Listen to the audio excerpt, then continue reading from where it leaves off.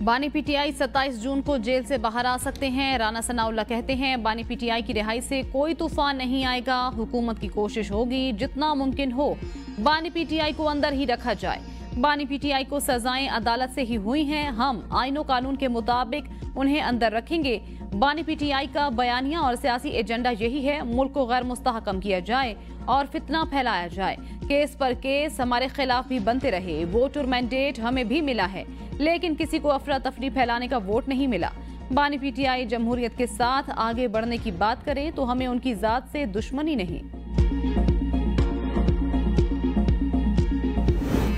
पाकिस्तान से दहशतगर्दी का खात्मा और अमन अमान का कयाम हमेशा तहरीक इंसाफ की पॉलिसी रही। बानी पीटीआई का अडयाला जेल से पैगाम। कहा, तहरीक इंसाफ की हुकूमत के दौरान दहशतगर्दी में बड़ी कमी आई। अफगानिस्तान में पाकिस्तान मुखालिफ अशरफ गनी हुकूमत के साथ बातचीत की, उनको पाकिस्तान आने की दावत दी। अमरीकी इनखला के बाद अफगानिस्तान में सिविल वार के खदशे को हिकमत से हैंडल किया। नई हुकूमत के साथ ताल्लुकात कायम करने में साबिक DG ISI general Faiz Hamid का कलीदी किरदार था, मगर जनरल बाजवा ने उन्हें तब्दील कर दिया। PDM हुकूमत के वजीर खारजा ने पूरी दुनिया का चक्कर लगाया, लेकिन अफगानिस्तान नहीं गए।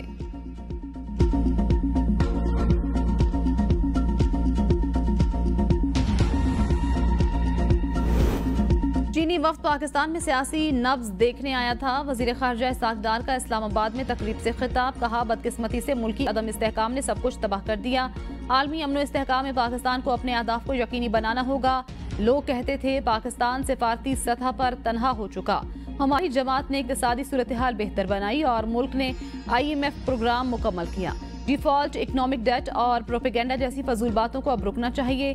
जब पाकिस्तान की बात आए तब सियासत से इज्तिनाब करना चाहिए। पाकिस्तान में चीनी बाशिंदों के तहफ़्फ़ुज़ को हर सूरत में यकीनी बनाएंगे। भारत से बाहमी एहतराम की बुनियाद पर पुरअमन ताल्लुकात चाहते हैं, मगर पाकिस्तान भारतीय बालादस्ती के क़याम की यकतरफा कोशिशों को कबूल नहीं करेगा।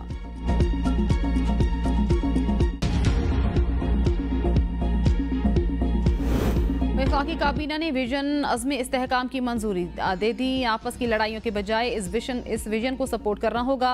वज़ीर आज़म का काबीना अरकान से खिताब। कहा, अज़्म इस्तेहकाम में आवाम को किसी किस्म की परेशानी का सामना नहीं करना पड़ेगा। ऑपरेशन बारे गलत फहमियाँ फैलाई जा रही हैं। ये ऑपरेशन माजी के ऑपरेशन से मुख्तलिफ होगा। इंटेलिजेंस की बुनियाद पर मखसूस इलाकों में दहशतगर्दों के खिलाफ कार्रवाई होगी। ऑपरेशन से आबादियों की नकल मकानी नहीं होगी। अज़्म इस्तेहकाम तमाम पहलुओं पर मुश्तमिल एक कौमी विजन। ऑपरेशन में सियासी, सिफारती और दीगर पहलू भी शामिल। वज़ीर आज़म की बजट इजलास के दौरान वुज़रा को पार्लियामेंट में हाजिरी यकीनी बनाने की हिदायत। कहा, वुज़रा पार्लियामेंट में मौजूद अपने दफातर में बैठक करें। वुज़रा को पार्लियामेंट से जाने से कबल पेशगी इत्तला देने की हिदायत।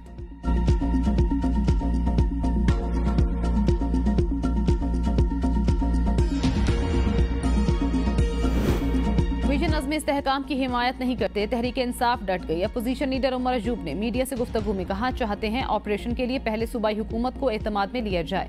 अवाम पर किसी भी किस्म का ऑपरेशन कबूल नहीं। हमने बहुत कुर्बानियां दी हैं। सारे का सारा नजला खैबर पख्तूनख्वा और बलोचिस्तान की आवाम पर गिराने की कोशिश की जा रही है। वजीर आजम कहते हैं, सरमायाकारी के लिए ऑपरेशन चाहिए। पाकिस्तान में सरमायाकारी इसलिए नहीं आ रही क्योंकि यहाँ कानून और आइन नहीं। एक मुल्क में दो कवानीन नहीं चलने देंगे। मामला पार्लियामेंट में लाएं, इन कैमरा ब्रीफिंग दें।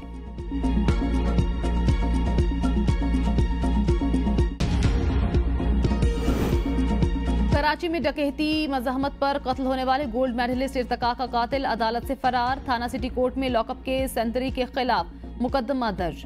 मतन के मुताबिक मुलजिम को सेंट्रल जेल से समाअत के लिए सिटी कोर्ट लाया गया। लॉकअप वापस लाते हुए मुलजिम जाहिर गाड़ी की आड़ में कांस्टेबल इश्तियाक को धक्का देकर फरार हो गया। एहलकारों ने मुलजिम के ताक़ुब की कोशिश की, लेकिन रश के बायस हाथ नहीं आया। मुलजिम जाहिर अली को SIU ने बलूचिस्तान से गिरफ्तार किया था। ताल्लुक खुजदारी ग्रुप से है।